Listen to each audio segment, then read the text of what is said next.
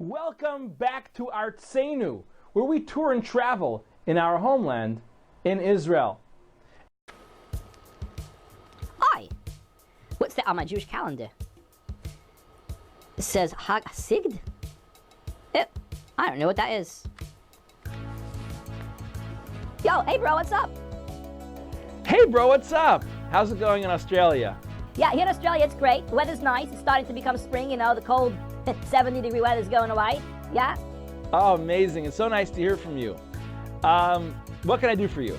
Yeah, I was wondering, I'm looking at my Jewish calendar here, and it says there's a holiday, Chag HaSigd. I don't know what that is. When we were kids, we didn't celebrate it. Oh, Sigd is an Ethiopian Jewish holiday. It's celebrated once a year, 50 days after Yom Kippur, 7 full weeks after Yom Kippur. And it celebrates their connection to the Jewish people, even though they were separated for over 3,000 years. Ethiopian Jews, I remember when they came out of Ethiopia, yeah. Where is Ethiopia? Where's Ethiopia? It's in Africa. You know what? Let's take a quick trip to an Ethiopian Jewish village in Israel and see if we can gain a little bit of understanding of Ethiopian culture and Chag HaSigd. Absolutely, sure.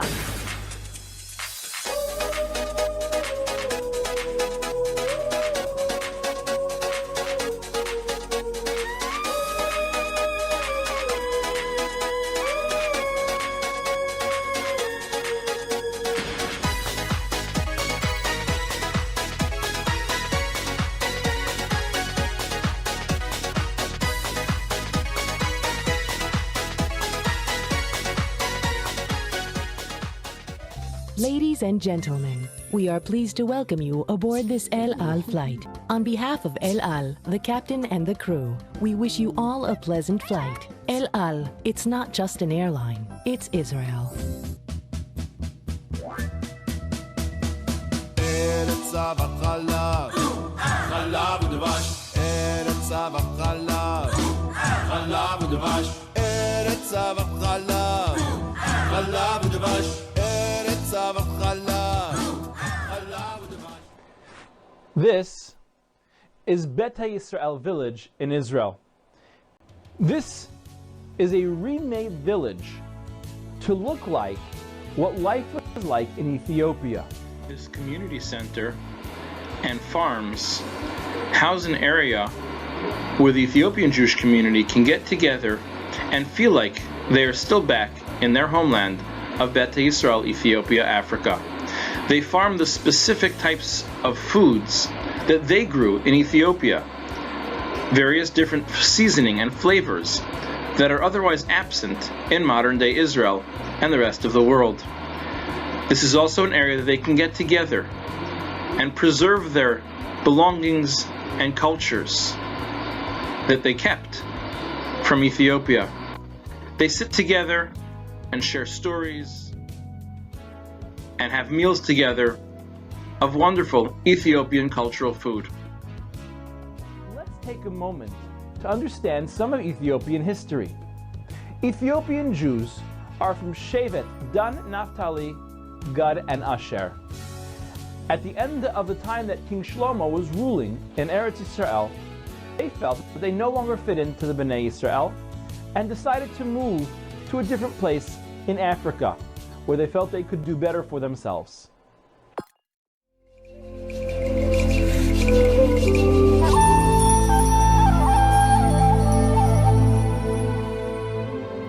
This is the village of Addis Ababa in Ethiopia, a village that has been home to the Ethiopian Jews for over 3,000 years. It is distanced from any other city, and therefore any way to get anywhere is by foot or donkey. The people who live here primarily work the land, growing crops, farming, and keeping themselves alive off the land. Until 1616, Beta Yisrael was its own wonderful kingdom.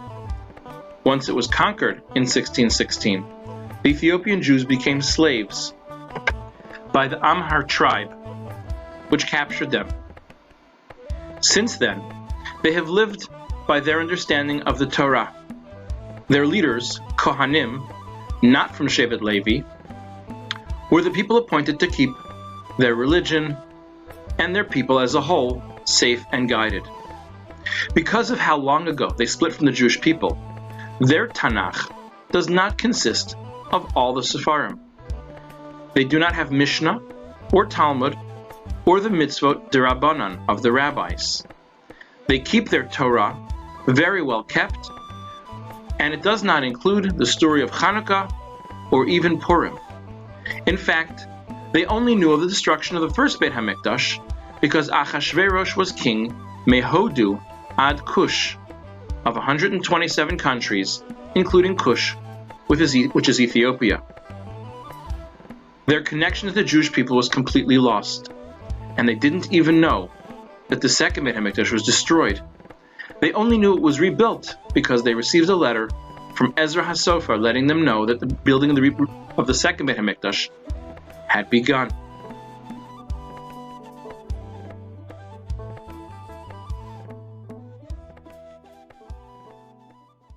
Once a year, 50 days after Yom Kippur, to celebrate the accepting of the Torah as the way they understood it in the Pesukim, they went to a tall mountaintop, looking in the direction of Eretz Yisrael and Yerushalayim, where the Beit HaMikdash, they thought, still stood. And they would pray and daven. They took the idea from the Parsha, when Vayar et hamakom merachok. They saw it from far away. And from far away, they worshipped Hashem and felt as close as they could, yearning and dreaming of a time that they could go back. But Ethiopia is very far from Israel, separated by the Sudan. In 1984, for the first time ever, Ethiopian Jews who were able to make the almost week and a half long walk across the desert were able to board El Al aircrafts and be airlifted and brought directly to Eretz Yisrael through an operation called Operation Moses.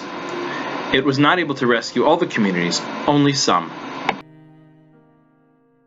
But shortly after, in 1991, Operation Solomon was launched. Thanks to the help of the rebels, all of the Jews who could make it across the desert for 3 days in May were able to get on El Al aircrafts, planes, which was something they had never even thought of, and fly to Eretz Yisrael. During those 3 days, 14,325 Ethiopian Jews were airlifted and brought home to Artzenu, to our Eretz Yisrael. A dream come true. Once again, being reunited with the rest of Klal Yisrael that they had been separate from for over 3,000 years. Imagine what happened when finally they were able to fulfill their dreams. From 1616 and on, they dreamed of one thing, and that was to gather together back in Eretz Yisrael.